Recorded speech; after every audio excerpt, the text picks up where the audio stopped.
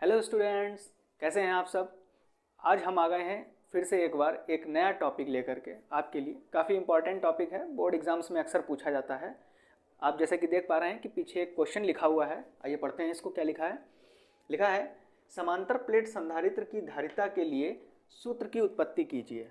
तो बच्चों, ये क्वेश्चन बहुत ही इंपॉर्टेंट है, बोर्ड एग्जाम्स में कई बार पूछा जा चुका है। तो चलिए आज हम लोग इसी क्वेश्चन को सॉल्व करते हैं और देखते हैं कि इसके लिए जो फॉर्मूला हम लोग ड्राइव करेंगे वो किस तरह से करेंगे। ठीक है ना। तो जैसा कि लिखा है कि समांतर प्लेट संधारित्र की धारिता के लिए सूत्र की उत्पत्ति कीजिए।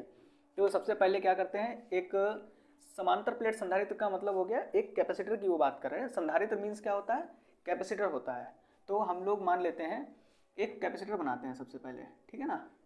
तो कैपेसिटर में बच्चों आपको मालूम है कि दो प्लेट्स होती हैं कुछ इस तरह से, है ना।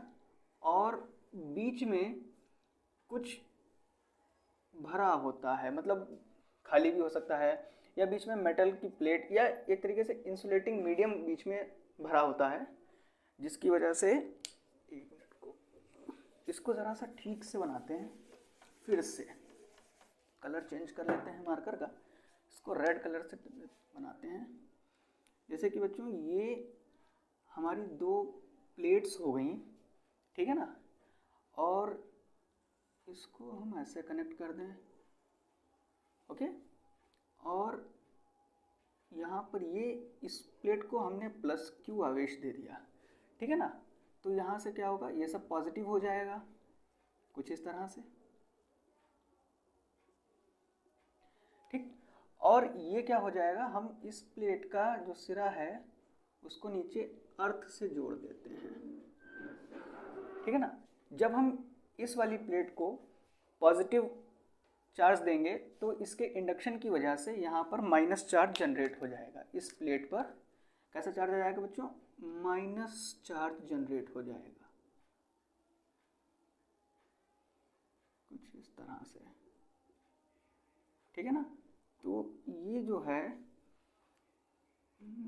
इधर से इधर के लिए ट्रेवल कर रहे हैं, पॉजिटिव चार्ज नेगेटिव वाले की तरफ ट्रेवल कर रहे हैं, ठीक है ना।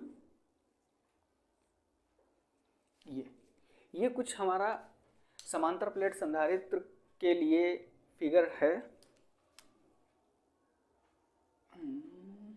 ठीक है, इस प्लेट को P1 मान लेते हैं,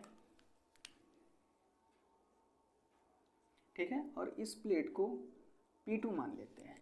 तो बच्चों फिगर आपको समझ में आ ही गया होगा कि कैपेसिटर के लिए हम दो प्लेट्स लेते हैं जैसे कि P1 और P2।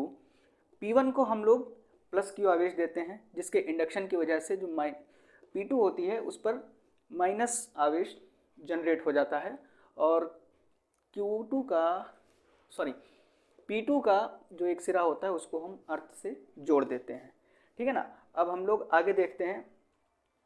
इसमें हम लोग समझते हैं कि इस समय प्लेट के बीच में कुछ भी मीडियम नहीं रखा गया है, ठीक है ना।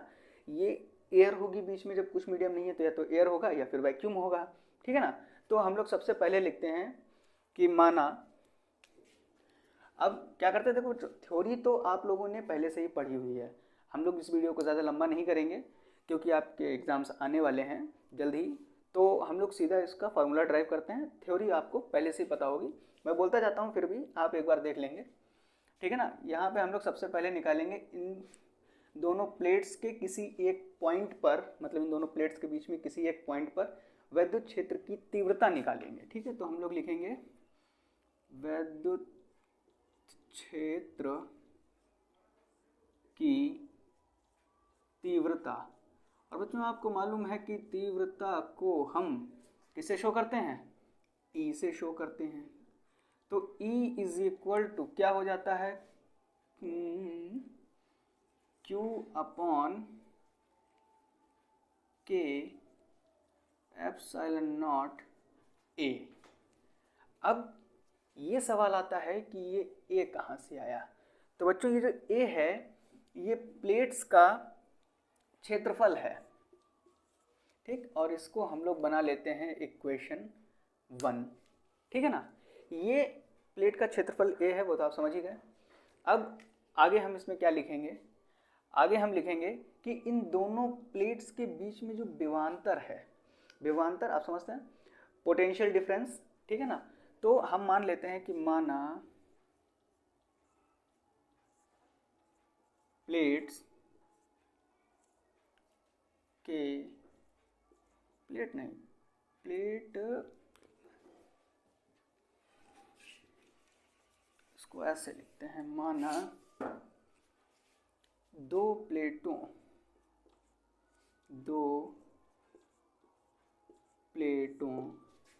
के बीच विभवांतर, ऐसे लिखेंगे ना, हिंदी थोड़ा सा कमजोर हो गया है मेरा। माना दो प्लेटों के बीच विभवांतर v है, ठीक है ना, क्या है। अच्छा बच्चों एक चीज़ तो हम भूल ही गए, उसके लिए बहुत बहुत माफ़ी चाहूँगा। अब फिर से देख लेते हैं कि जो P1 और P2 के बीच की दूरी है, भाई कुछ दूरी भी तो होगी ना, तो दूरी को हम d मान लेते हैं। क्या मान लेते हैं? d, है ना, कि P1 और P2 के बीच की दूरी है d। P1 या P2 दोनों में से हर एक का क्षेत्रफल कितना है?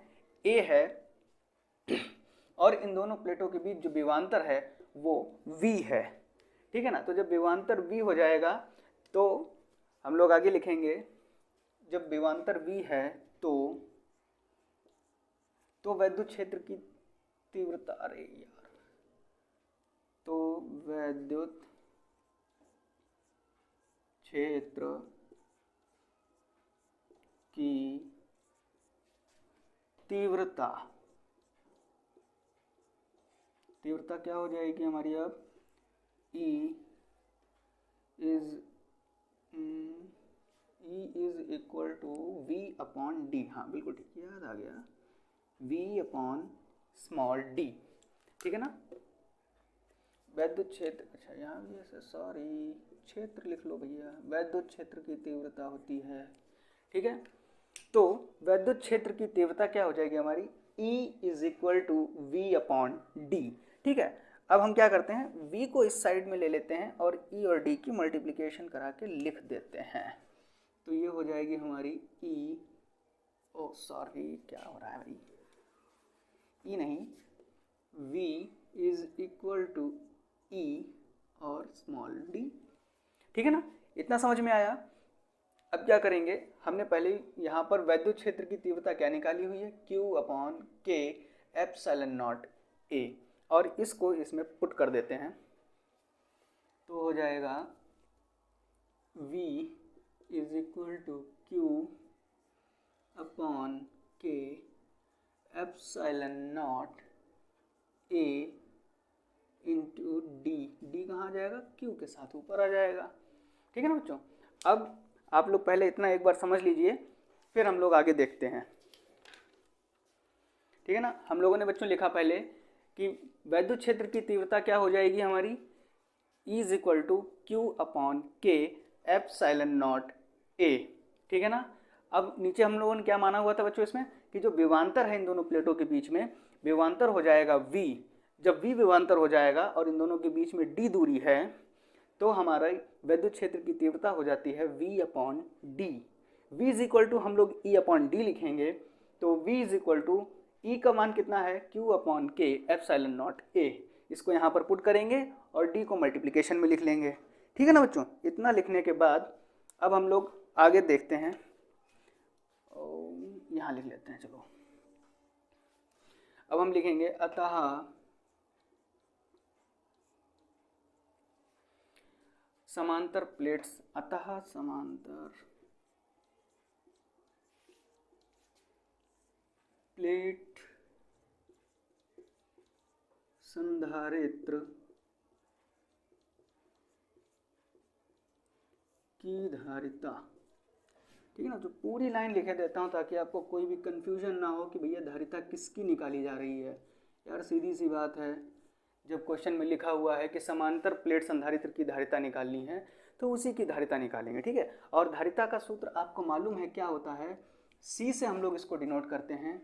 C इज इक्वल टू होता है V, C is equal to होता है हमारा Q अपॉन V, ठीक है। C इज इक्वल टू हमारा क्या हो जाता है? Q अपॉन V, और यहाँ पर देखो v का मान पहले से ही हम लोगों ने बच्चों निकाला हुआ था, इसको ब्रैकेट में बंद कर देते हैं ताकि आपको अच्छे से दिखाई दे कि v इज इक्वल टू होता है Q D upon K epsilon naught a, और इस वैल्यू को हम लोग यहाँ पर पुट कर देते हैं, ठीक है ना। तो बच्चों हो जाएगा c is equal to Q upon Q D upon K epsilon naught a, ठीक है ना। इतना समझ में आया। आप लोग अगर नोट करना चाहें तो नोट कर सकते हैं, उसके बाद मैं इसको इरेज कर देता हूँ क्योंकि बोर्ड थोड़ा सा छोटा है इसलिए जगह भी थोड़ी सी है, उसी के अकॉर्डिंग हम लोगों को काम करना है, ठीक है ना बच्चों। अब इसको इरेज कर देता हूँ।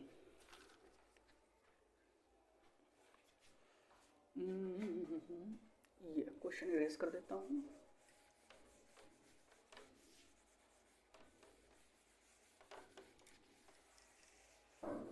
चलिए अब आगे देखते हैं।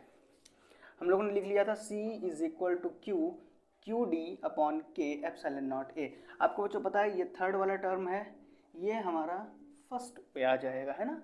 तो हम लोग यहाँ पर ऊपर लिख लेते हैं c इज इक्वल टू हो जाएगा के epsilon naught a upon Q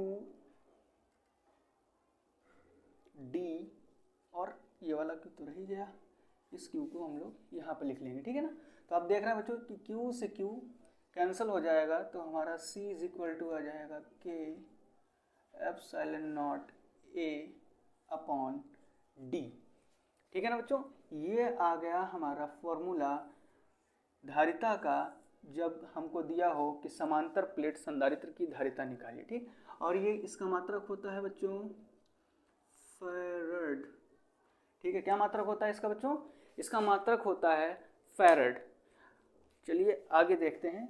इसके साथ में अभी कुछ और भी है जो इसके साथ में पूछ लिया जाता है। इसमें भी बच्चों ऐसा नहीं है कि हमेशा बीच में एयर या वैक्यूम ही हो। आपको पता है हम लोग कैपेसिटर्स को देखते भी हैं, डेली लाइफ में कई जगह पे यूज़ होते हैं। जैसे कि अगर आप लोग ज़्यादा मैकेनिक टाइप के हों तो आपने देखा होगा कि रिमोट जो हम लोग यूज़ करते हैं, वायरलेस रिमोट्स, उसमें भी कैपेसिटर का यूज़ होता है। रेडियो ट्रांजिस्टर्स हैं उनमें भी यूज़ होता है, ठीक है ना। अब इसके आगे कंडीशंस कुछ आती हैं बच्चों। ये जो हमारा निकला हुआ है ये तो हमारी फर्स्ट कंडीशन हो जाती है। यहाँ पे लिखता हूँ कि यदि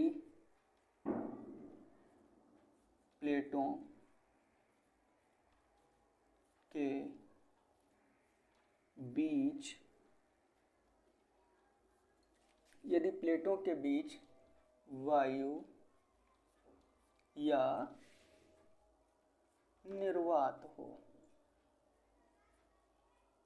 है ना, के बीच वायु या निर्वात हो, तो क्या हो जाता है हमारा c इज इक्वल टू के epsilon naught a upon D. और मात्रक लिखना भैया बिल्कुल नहीं भूलेंगे, फैरड होता है। क्या होता है इसका मात्रक बच्चों? फैरड होता है। तो बच्चों अब हम बात करते हैं अपने नेक्स्ट कंडीशन की, ठीक है ना। पहली कंडीशन तो हमारी यही हो जाती है कि यदि प्लेटों के बीच वायु या निर्वात हो, तो आपको पता ही चल गया कि c इज इक्वल टू के epsilon naught a upon D हो जाता है, ठीक है ना। अब दूसरी कंडीशन है यदि प्लेटों के बीच, ये किसके बीच? दोनों ये जो प्लेट हैं हमारी P1 और P2 के बीच, यानी यदि प्लेटों के बीच T मोटाई वाला, स्मॉल t मोटाई वाला तथा, आगे क्या है भैया, तथा के परावैद्युतांक, के परावैद्युतांक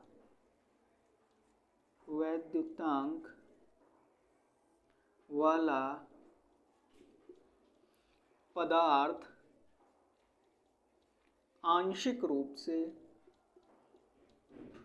बच्चों समझ में ना आए तो आप कमेंट कर सकते हैं कि सर ये चीज़ नहीं समझ में आई, हम उसको दोबारा से समझाने की पूरी कोशिश करेंगे, ठीक है ना। तो यदि प्लेटों के बीच टी मोटाई वाला तथा के परावैद्युतांक वाला पदार्थ आंशिक रूप से भरा हो, आंशिक रूप से भरा हो तो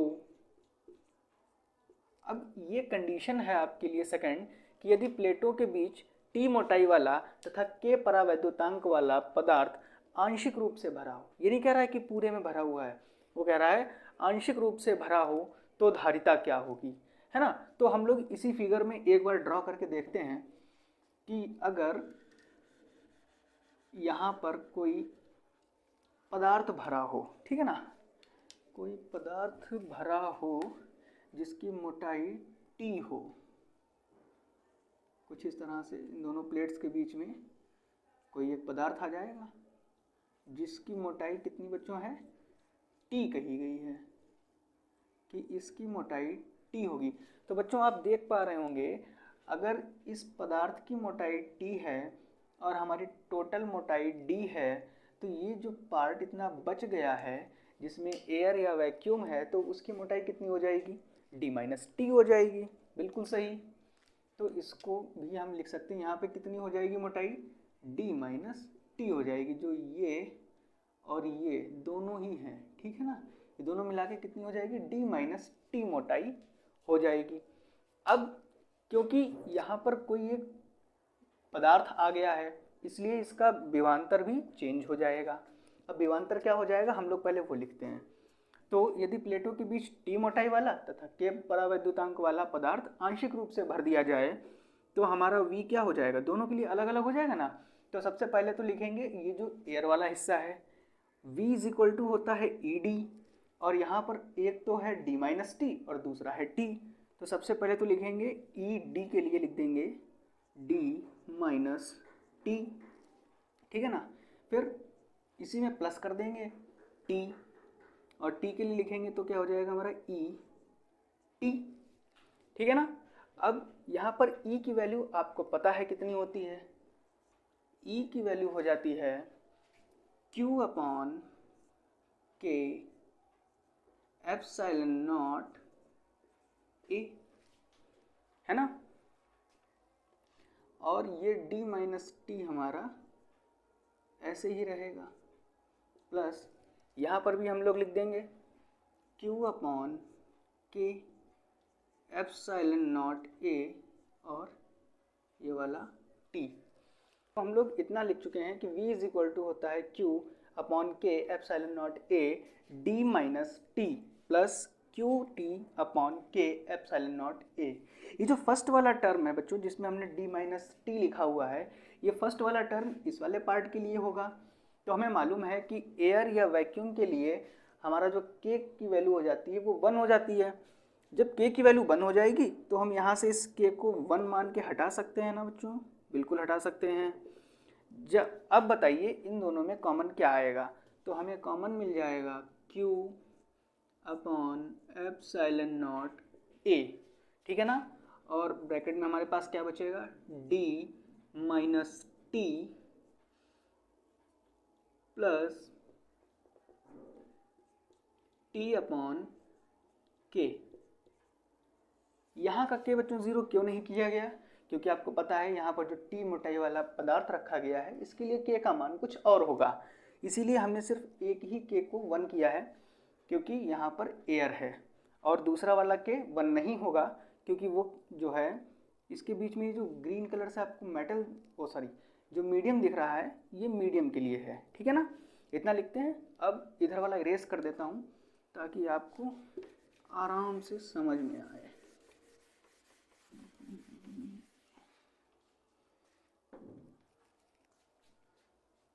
ठीक है बच्चों, इतना हम लोगों ने लिख लिया, ये आ गया हमारा V, ठीक है। अब जब ये हमारा V हो गया है, ठीक है ना, तो ये हमारे V का मान हो गया है, तो हमारे लिए धारिता क्या हो जानी चाहिए, धारिता आपको पता है बच्चों C से लिखते हैं और ये होती है Q अपॉन V, ठीक है।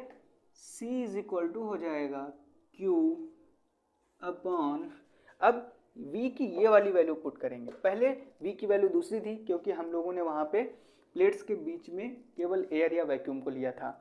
यहाँ पर प्लेट्स के बीच में एक मीडियम आ गया है, इसलिए v की वैल्यू हम ये वाली पुट करेंगे। क्या हो जाएगी, यहाँ से देखते हैं, q upon epsilon naught a into d minus t plus t upon k। ठीक है ना बच्चों, ये हमने इसको पुट कर दिया।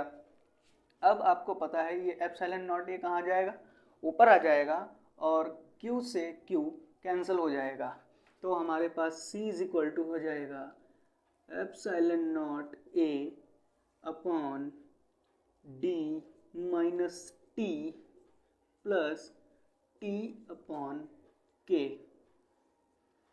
ठीक है ना बच्चों, ये वाला जो सूत्र आया धारिता का, ये हम तब अप्लाई करते हैं जब हमारे कैपेसिटर की दोनों प्लेट्स के बीच में कोई मीडियम रखा जाता है। ठीक है ना, इस तरह से। ठीक है बच्चों, मैं हट जाता हूं 2 मिनट के लिए, आप इसको नोट कर लीजिए। बच्चों इसका मात्रक बिल्कुल नहीं भूलेंगे हम लोग, मात्रक होता है फैराड। ठीक है ना, अब जिसको बच्चों को स्क्रीनशॉट अगर लेना हो तो आप ले लीजिए, फिर हम लोग आगे थर्ड और लास्ट कंडीशन की बात करते हैं। तो हम लोग बच्चों ये इसको इरेज कर दें, अभी मैं दोबारा लिख दूंगा बच्चों। ठीक है ना, इस फिगर की अब कोई ज़रूरत नहीं है, इसको हटा देते हैं। थर्ड कंडीशन बच्चों हम लोग यहाँ लिख देते हैं, ज़्यादा ऊपर हो गया, आपको दिखाई नहीं देगा। हम लोग यहाँ पर लिखते हैं थर्ड कंडीशन, यदि दोनों प्लेटों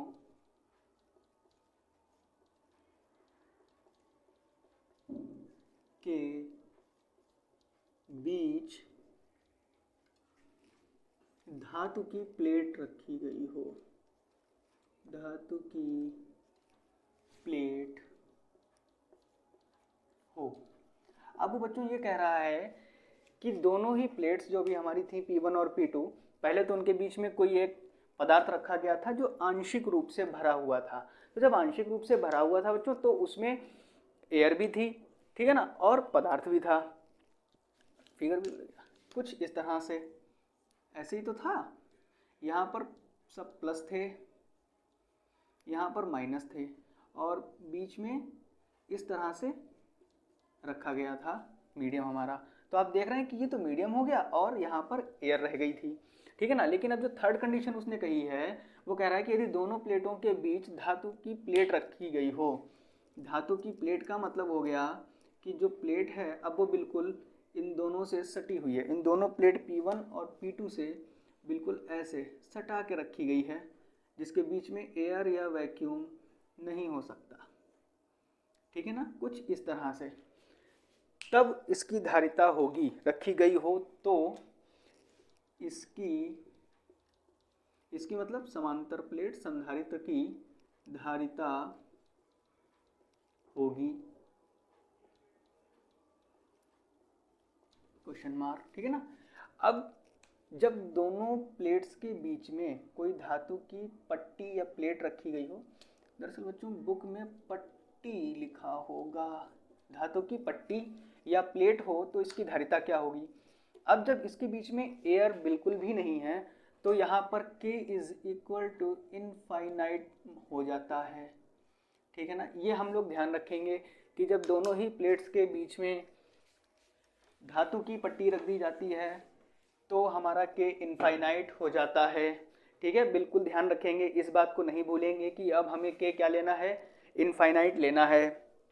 ठीक है, तो हमारी धारिता क्या हो जाएगी, हम यहाँ पर लिखेंगे C इज इक्वल टू, अभी हम लोगों ने जो पिछला सेकंड वाला टर्म देखा था जिसमें हमारा C आया था epsilon naught A upon D minus T plus T upon K, इसमें जो K है यहीं पर हम लोग K is equal to infinite रख देंगे और हमें हमारा थर्ड वाला सूत्र भी मिल जाएगा। ठीक है ना, epsilon naught A upon D minus T plus T upon, अब यहाँ पे K की जगह पे हम इनफाइनाइट रख लेंगे। ठीक है ना, टी अपॉन इनफाइनाइट। बच्चों समझ में आ रहा है ना, हम लोग क्या रख लेंगे, टी अपॉन इनफाइनाइट रख लेंगे। अब इसको इरेज कर देता हूं।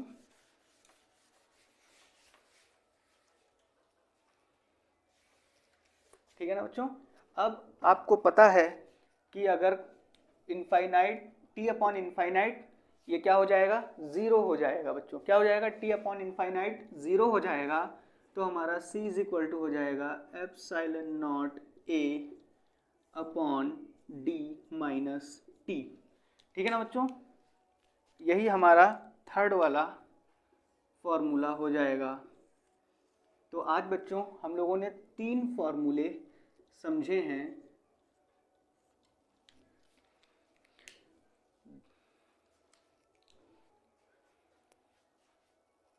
तो बच्चों आज हम लोगों ने 3 फार्मूलाज पढ़े हैं जो समांतर प्लेट संधारित्र के क्वेश्चन में आते हैं। ठीक है ना, पहला, यदि प्लेटों के बीच वायु या निर्वात हो तो हम लोग क्या करते हैं, C इज इक्वल टू के epsilon naught A upon D लिखते हैं। ठीक है ना, और सेकंड वाला फार्मूला मैंने इरेज कर दिया है, नहीं सॉरी यहाँ पे लिखा हुआ है। सेकंड वाला फार्मूला होता है C is equal to epsilon naught A upon D minus T plus T upon K. ठीक है ना, और थर्ड वाला फार्मूला हमारा होता है कि यदि दोनों प्लेटों के बीच में कोई धातु की पट्टी रख दी जाए, बिल्कुल सटा के चिपका के, है ना, तो हमारा फार्मूला हो जाता है C is equal to epsilon naught A upon D minus T, और इसका मात्रक होता है फैरेड, धारिता का मात्रक होता है बच्चों फैरेड। ठीक है ना बच्चों, तो आज की क्लास हम लोग यहीं पे ख़त्म करते हैं। मिलते हैं नई क्लास में एक नए टॉपिक के साथ में, तब तक के लिए बाय बाय।